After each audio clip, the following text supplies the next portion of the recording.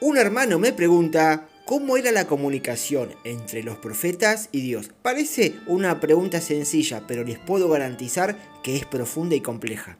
Te voy a contar otra cara de los profetas que habla la Biblia que nunca te contaron en tu iglesia. Así es, otra cara de los profetas que no conocías.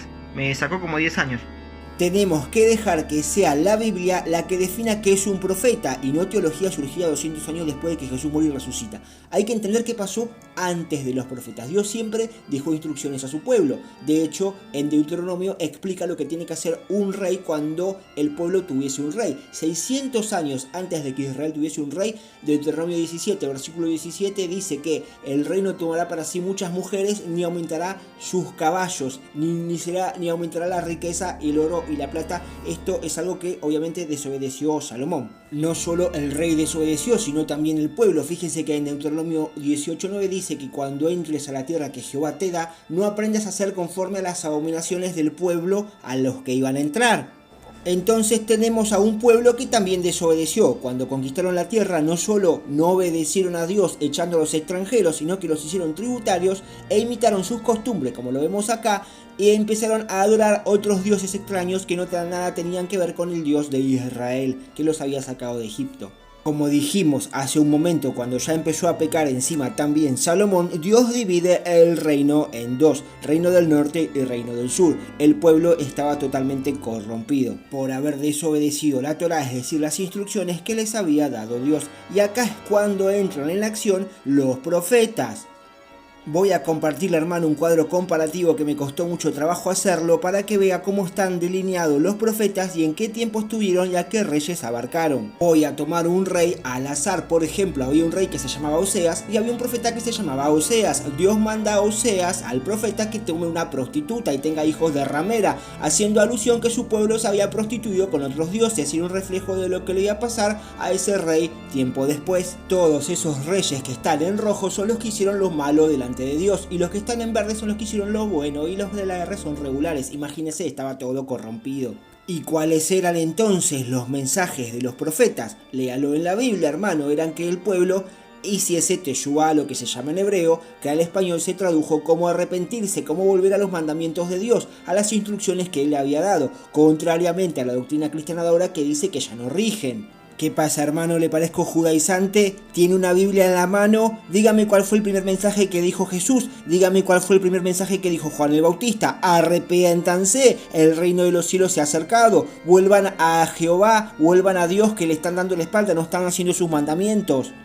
Y acá está, hermano, lo que no te enseñan en tu iglesia y en el seminario teológico que está en la Biblia. Todos los profetas profetizaron dentro de Israel. No existen profetas profetizando fuera de Israel. Lucas 16:16 dice que los profetas profetizaron hasta Juan. No faltará el que diga, entonces no crees en las profecías. Claro que sí, pero voy a aclararlo un poquito más adelante. Tengo que cerrar este concepto. Y acá voy a matar dos pájaros de un tiro. Enseña la religión que, como dice que la ley y los profetas fueron hasta Juan, dicen que la ley está abolida, pero no. Cuando vemos que la Biblia dice que el fin de la ley es Cristo, si se fijan en el griego, fin es telos, es decir, meta, es decir, que todo apuntaba al Mesías, que iba a restaurar el reino. Y nunca que la ley fue abolida. Como decía, todas las profecías iban dirigidas a Israel.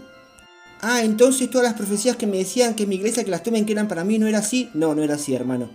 Claro que en esta instancia estarás muy confundido y te dirás, ¿pero existen o no existen los profetas? Pero si yo escuché un montón de profecías que se cumplieron en mi iglesia, perfecto, vamos a eso, hermano. Leímos que los profetas profetizaban hasta Juan, es decir, hasta que viniese el Mesías.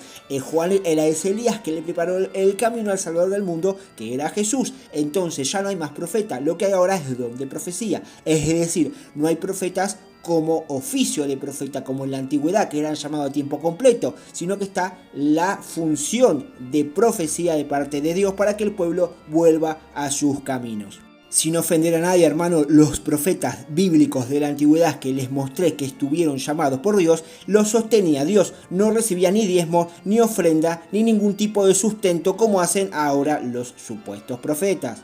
¿Se acuerda, hermano, que le comenté al principio del video que Dios siempre dejaba instrucciones para su pueblo para que pueda diferenciar cuál era su voluntad o cuál no? Bueno, hay un pasaje que nunca, o la mayoría de las veces, el cristiano nunca toma como referencia para ponerle filtro a los profetas si son o no de Dios. Esto está en las escrituras que Dios dejó para que sepamos diferenciar quién es del verdadero del falso profeta. Esto lógicamente está en la Torá, en las instrucciones. Deuteronomio 18, versículo 22. Dios dice que si una persona habla en nombre de Adonai y lo que dice esta persona no se cumple, es decir, queda sin efecto, dice que esa persona no habló Dios de parte de esa persona y por lo cual tenés que descartarlo, no tenés que tener miedo, no tenés que tenerle respeto. ¿Cuántas profetas profetizaron cosas que no se cumplieron, hermano? Hace falta, hermano, que les recuerde que en el 2019 había millones de apóstoles y profetas en las redes diciendo que el 2020 iba a ser el año de mejor bendición, prosperidad, iban a viajar todos a las naciones y de repente desaparecieron todos y después siguen con sus ministerios como si nada. Bueno, hermano, evalúelo según la palabra, no según lo que dicen las redes sociales. Ahora sí, hermano, puedo responder la pregunta inicial que me había hecho de cómo era la comunicación de los profetas y Dios. Tuve que hacer esta introducción. En 6 minutos le resumí un curso completo que tengo en YouTube de un montón de horas. Así que si ustedes quieren poner ahí y verlo más en detalle todo esto que expliqué. ¿Cómo se comunicaba entonces Dios con los profetas en la antigüedad? También la Biblia nos lo explica. Esto está muy claro en Números 12. Y les dijo, esto les decía Dios a Aarón, Moisés y su hermana Miriam. Si entre vosotros hay un profeta, yo Yahweh, seré revelado a él en visión y en sueños le hablo. No así ocurre con mi esclavo Moisés, que él es fiel en toda mi casa, boca a boca hablo con él cara a cara. Bien, entonces Dios se comunicaba en forma de visiones, en forma simbólica para darle un mensaje al pueblo. Con Moisés él hablaba cara a cara. Moisés es una prefigura de Jesús y tiene muchas cosas que los relacionan. Es una herejía del cristianismo decir que la ley de Moisés era maldición, porque le estaríamos haciendo maldición a Jesús también. Y como acabamos de leer, así como Moisés hablaba cara a cara con Dios, lo mismo le pasaba a Yeshua, a Jesús. Él hablaba cara a cara con Dios.